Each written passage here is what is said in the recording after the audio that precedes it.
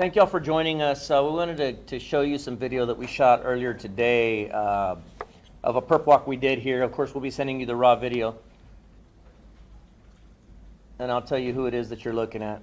That is a young man named Lorenzo Montes. He's 20 years of age. He was arrested this morning pursuant to a warrant that we obtained yesterday. We spent the better part of yesterday and today looking for him. He was located today and he was arrested at his home without incident. This stems from a shooting that took place in March of this year where a young lady lost her life, unfortunately, and another young man was shot, and I'll give you the details there. Again, we'll be sending you this video later today. 8200 block of Pearsall Road, Old Pearsall Road. You may recall, Desirae Hope Rivera, 21 years of age. She was shot and killed after a party that took place at an old Knights of Columbus hall that had been shut down, but they took it over and had a rave type party. And she was actually shot at 3:54 a.m. after some of the partygoers were ejected from the party. As you may recall, back in September, we actually arrested Jonathan Ariola in that case as being at least one of the main suspects. He was arrested in Brownsville, Texas, and brought back here to San Antonio. He is currently facing that charge. He's going to be facing an upgraded charge as well. We also earlier today, and this is why we didn't physically call you all in to see the other perp walk from earlier, because we had one other outstanding arrest to make. If we can put up that picture, guys. This gentleman here, Lorenzo Montes, he's 20 years of age. He is actually at present a college student. He is actually I'm sorry, Hector Torres. That's Hector Torres. My apologies. We've got the pictures. The pictures are mixed up. My apologies. So that picture there, go back to the picture, guys. The other picture. That is Hector Torres. Okay, Hector at present is a student at Hannibal LaGrange University in Missouri. And he was arrested earlier today by local authorities there pursuant to this charge. So he is presently located in Missouri. We're in the process of getting him extradited here. These three were all suspected of being in the suspect vehicle together. What it appears is that they were at that party. At least one of these guys got into a disturbance with several other partygoers, and they were all ejected by security. Threats were made that they were armed and somebody was going to shoot up the building. They then got into a vehicle and left the location. It's believed that they pulled up onto the road, Old Pearsall Road, which actually sits above the building, and so shooting down into the building, somebody from that car began firing pretty wildly into the building with a firearm that I believe was converted to fully automatic, with a switch that was attached to the weapon. Desirae Rivera was killed just about instantly. She was shot in the head. And then there was another victim, 28-year-old man, Jesus Favila, that was shot in the abdomen. Mr. Favila fortunately survived his injuries, but unfortunately Ms. Rivera did not. And so for the better part of the last few months, we've been looking for these for information on these shootings. We were able to develop information. Unfortunately, the organizers of those parties at times seemed to cooperate, at times they did not. So I can tell you right now, I don't believe that we are done making arrests in this case. I think it's highly likely that there will be other arrests, both people that were in that car, but then also people that impeded the investigation somewhat through concealing evidence. So again, we're asking anybody with information to give us a call, 210-335-6000. You can also email us at bcsotips@bear.org. Esta tarde nosotros arrestamos a dos sospechosos, Lorenzo Montes y Héctor Torres. Ellos fueron arrestados por el homicidio de Desirae Hope Rivera, 21 años de edad. Esto pasó en marzo, el día 9 de marzo, en 8284 Old Pearsall Road. Una fiesta que estaban teniendo allí, una fiesta ilegal que estaban teniendo allí, en un salón Knights of Columbus. Los sospechosos estaban involucrados en un incidente con los que estaban trabajando, con otras personas en la fiesta, pero también los empleados de seguridad. Ellos los echaron para afuera, empezaron a hacer amenazas que iban a balacear el lugar. Ya cuando ellos se fueron de la fiesta, Ellos se pararon en el camino, empezaron a disparar hacia al edificio. Desafortunadamente, 2 víctimas fueron baleadas. Desirae Rivera falleció instantáneamente.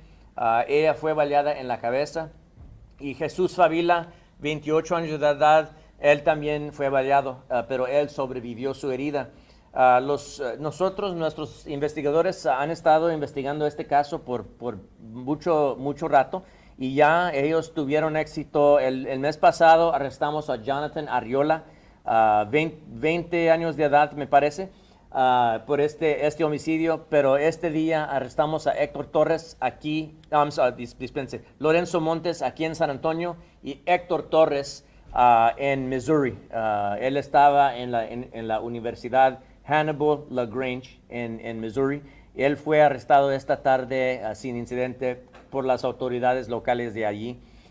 Nosotros también esperamos que es posible que vayan a haber otros cargos en este caso.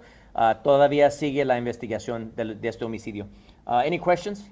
So you had upgraded charges on Jonathan Arriola. Yes. So he was, in September, he was arrested for, I believe, murder and aggravated assault with a deadly weapon. His charge is being upgraded to a relatively new charge, and that's what these other 2 are being arrested for today. Aggravated assault with a firearm, discharged from a motor vehicle. Serious bodily injury, it's a felony 1. So that, to me, sounds a lot like a drive-by shooting type charge. And so certainly it is appropriate. So as I mentioned, Hector Torres and Lorenzo Montes, that they both have warrants for that as well as murder. And now Jonathan Arriola, his murder charge will stand, of course, but then his aggravated assault with a deadly weapon charge will be upgraded so that all 3 will be facing the exact same charges. In September, you believe that Arriola was the trigger man. At this point, that's the prevailing theory, but the other 2 have been known to have made statements kind of implicating themselves as possible triggermen as well. In the state of Texas, though, the law does allow us to charge everyone equally when they're involved in an incident like this. In Texas, we don't have accessory to.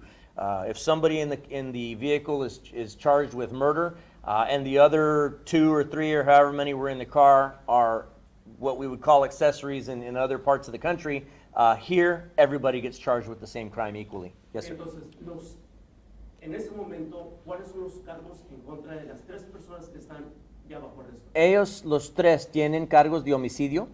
El Jonathan tiene un cargo por asalto con agravantes con una arma, pero ese cargo va a ser incrementado al mismo nivel que los otros. Ellos también tienen homicidio, pero también tienen asalto con agravantes con una arma de un vehículo.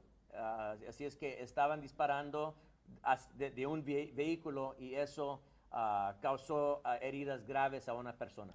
¿Va a haber más arrestos, crees tú? Es posible que vayan a haber más arrestos. Nosotros ya sabemos que los que organizaron esta fiesta, ellos bien que en algunos momentos sí nos ayudaron, pero en algunos otros momentos se notó como que ellos quisieron dañar la investigación por esconder evidencia. Entonces es posible que otras personas vayan a enfrentarse con cargos. Y ya sabemos que había otras personas en este carro. Entonces esas personas también es posible que se vayan a enfrentar con cargos. También les estamos pidiendo al público que por favor, si tienen información, nos pueden llamar 210-335-6000. Nos pueden mandar email bcsotips@bear.org. You believe there will be other arrests? That it means that the other person who's in the car, suspected person who's in the car, will face the same charges that these men are facing? Well, if it's found that they did something in furtherance of that homicide, absolutely. It's possible, highly likely, that they'll face additional charges along the same lines. But it's going to depend on whatever course of conduct they took. I mean, if obviously if somebody's asleep in a car and a crime is committed and they have no say-so in it, then obviously it's harder to charge that. In this case, we don't believe that happened. We believe that the people knew. So it's quite possible that they're going to face additional charges along the same lines. 3 people were arrested. You believe at least one other was in the car. Do we know how many people total might have been in that car? We believe there's an additional 2 people in that car. So again, it would behoove those people to call us sooner rather than later.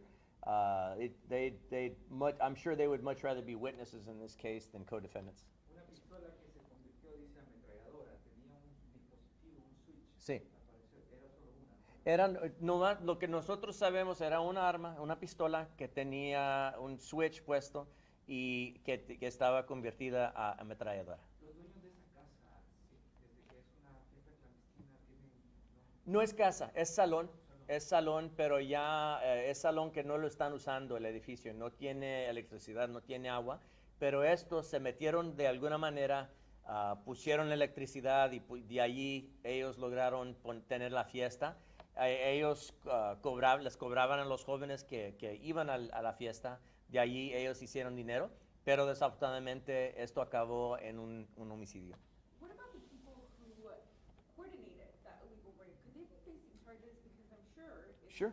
illegal. It's absolutely. It's actually highly likely that they'll be facing charges just for that itself. Now, with that being said, those same organizers, I believe, are the ones that hid evidence from us, crucial evidence, very early on. That, quite frankly, had we had that evidence earlier on in the investigation, we wouldn't be, making these arrests to 5, 6 months out after the fact. We probably could have been in a position to arrest these people much sooner, but there were folks that absolutely took an active role in concealing evidence from us that could have been crucial. And illegal raves, I mean, for people sitting at home that don't know, like, do these happen often? Is it something you guys are seeing a spike in? It is something that we see. Here recently, we've been handling another one that we are looking for information on, where a young man lost his life several months ago at an after-hours party that took place at a new construction home. This is a brand new home, power was on, everything was on, just the new residents had not yet closed and moved into the house, but these folks went in, took over the home, and had this big party, and a young man lost his life. He was shot in the backyard. Would you say you're seeing a spike in these illegal break-ins? It's something that we see. Well, let me put it this way. It's something that we're seeing a spike in the parties themselves. We are seeing them more frequently. It is something that we constantly monitor as well. People do send us tips on information on these parties, and when we're able to, we get to them and we try to break them up when we're able to. Again, this is not just, cops just don't want young people to have fun. The problem is at these parties is quite frequently we've seen videos even after the fact sometimes even when there is no homicide, and these kids literally are, and we'll send you a video if you'd like to your news desk. These kids literally in a house dancing, and everybody's carrying AR-15s and pistols, waving them around like they're party favors. It's a scary, scary situation. And like as I mentioned, in one of these instances, a young man was shot and killed in a backyard.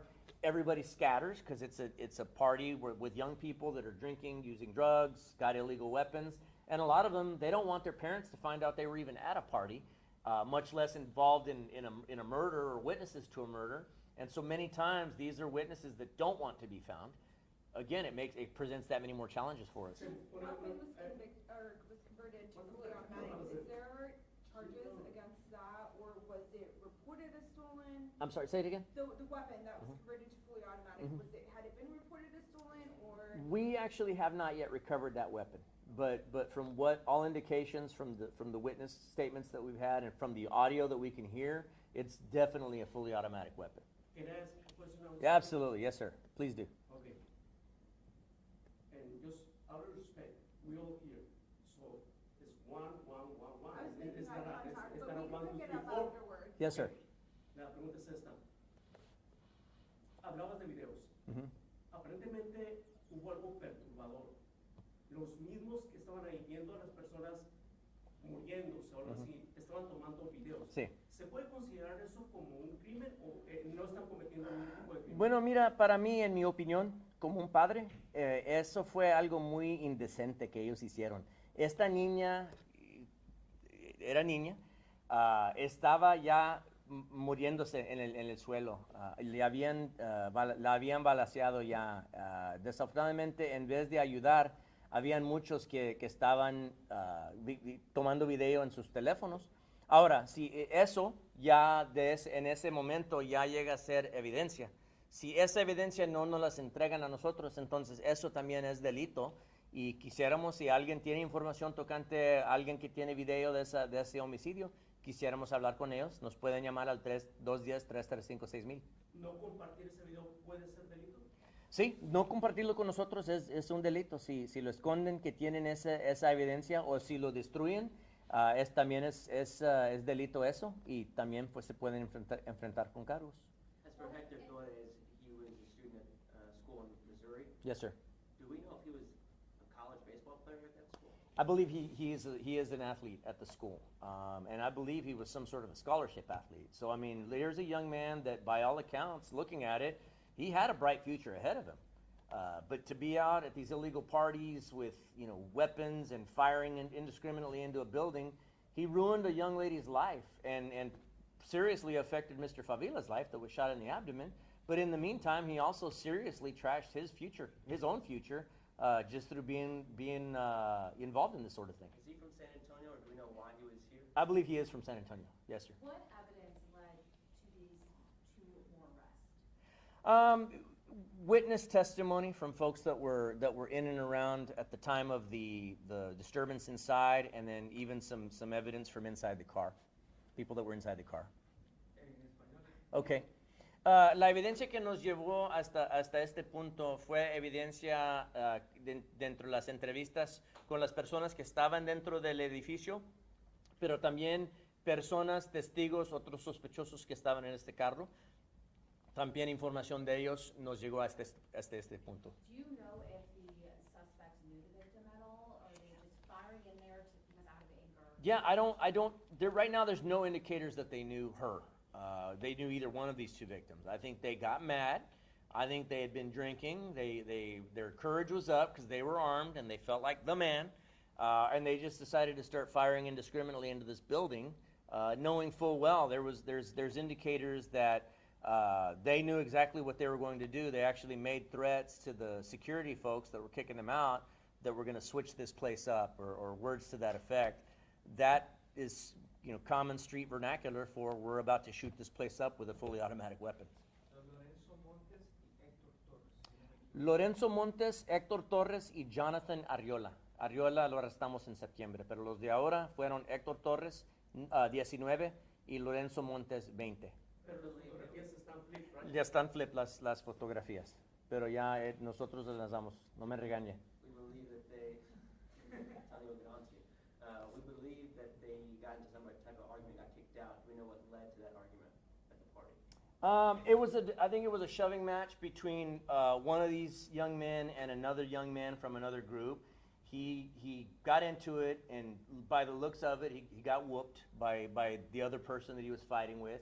They then kicked him out. He was already hurt over that and didn't react well to being kicked out of the place. Okay? Thank y'all so much.